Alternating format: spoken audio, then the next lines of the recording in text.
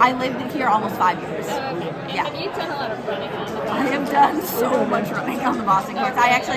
I lived in Fenway, and my normal run would be like head out and then just straight out on the marathon corners.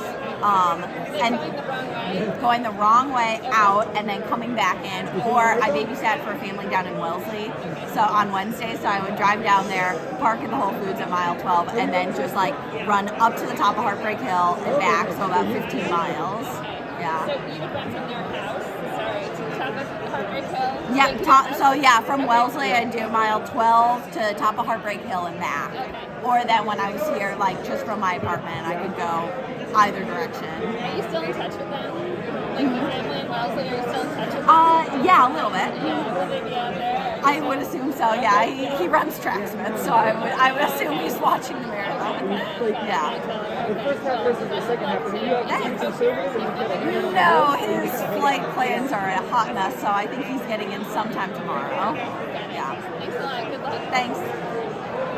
Molly, I was going to ask Hi, you, Jonathan. hey, how you doing? You're good. So I noticed a couple of your most recent weeks of training, you were up in the pretty high 130s. Yeah. Have you been that high for a marathon before? Or is that Yeah, that was what we were doing before Tokyo. I pretty consistently between 130 and 135. So a lot of this build was kind of just like getting back to that normalcy because I took off a good period after New York Marathon. So yeah, just a big thing for me going into marathons is feeling like I've got that just big base and big strength from the mileage. So yeah, it was just John letting me get up to the big girl miles again, and then just cruising there for as long as I could. Yeah. Now I'm sure that people who are studying Strava noticed there was one week in there where you basically didn't post anything. Like what happened there? Oh, actually, I was dealing with a bit of a hip impingement for one, and then I was just dealing with some privacy concerns actually on Strava. And I actually met with like some of the people from Strava, talked with them a bit, and figuring out how to blank out locations a little bit better.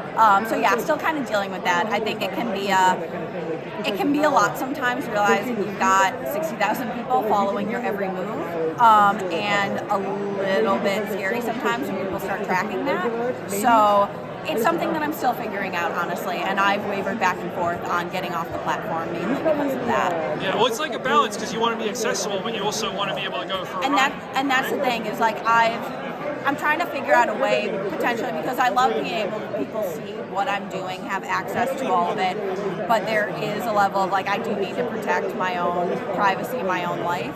So yeah, I don't know if that's in the future, like blanking out my training until after the race, which I don't know. I kind of like being able to disclose it while I'm doing it. So yeah, I don't know. It's a tricky balance. It's the same with social media. It's something I've struggled to figure out, honestly, as like my social media platforms have kind of blown up. Is it like people showing up, like ambushing yes. over? Yeah. Or figuring out, determining where I live based on that, and that's the scary part. Yeah. So how are you feeling, like fitness-wise, for this race compared to sort of Tokyo or Sapporo? I'm feeling really excited. I'm feeling fit. I think every marathon build is a little bit different, and for this one specifically, it's been a lot of strength work. So occasionally in my workouts, I haven't been feeling that same speed just because we've been doing a lot of mileage, a lot of hills. But honestly, when we planned out this year, we were looking as Boston as coming into this with a lot of strength, and then using it to try and carry through, hone the speed for Worlds. And so right now I feel like we've set it up really well like that, and I'm hoping that the speed's going to be there. Fingers crossed. But yeah, it's kind of fun that like now we get to experiment a little bit with what we do with our fitness. Everyone's going to be, or every build's going to be a little bit different, and yeah, we'll just see how it turns out. So we got the Olympic champion Perez, and we got the London champion Jocelyn also in this race. So kind of world number 1 versus number 2 from last year. Yep. Are you excited to race them, or are you like, man, is it intimidating? How are you feeling? No, I mean, obviously intimidated. They're incredible. And I've gotten my ass kicked by Paris the 2 times that I've raced her. But no, I think like getting to be in a race with a huge amount of competition like that with women with incredible credentials, that fires me up like nothing else. And I think a lot of it is you just like hang on for dear life and see what happens. And so yeah, I know that it's going to be a very difficult race, but I don't know, I'm excited for it. Like, you get really good competition, crazy things happen. Do you think this could be a really fast day given the weather forecast on Oh, Monday? yeah. I think it's very rare that we get weather this perfect. Yeah. I was out here in 2018 watching at mile 19, and yeah, it's I think when you get like 50 degrees, very light wind, nice overcast day, like stuff's gonna happen. Do we have a prediction? Winning time? What do you think? Oh, I have no idea. I still don't even know what time I'm trying to go for. Okay. What result would you be happy with on Monday?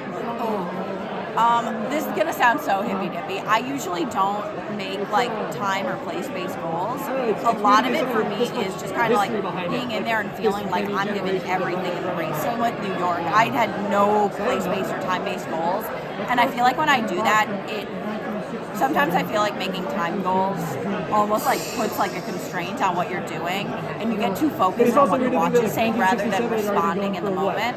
So yeah, honestly, a big thing for me is I just want to be dynamic and I want to be responding to the moves that are made. Like the women might get away from me, but like I'm just gonna go and give it everything I've got. Yeah, either stay with the front pack or try to keep the front pack from getting as far away as possible. Yeah. Last question for me. Do you have a favorite Boston Marathon memory? A favorite Boston Marathon memory.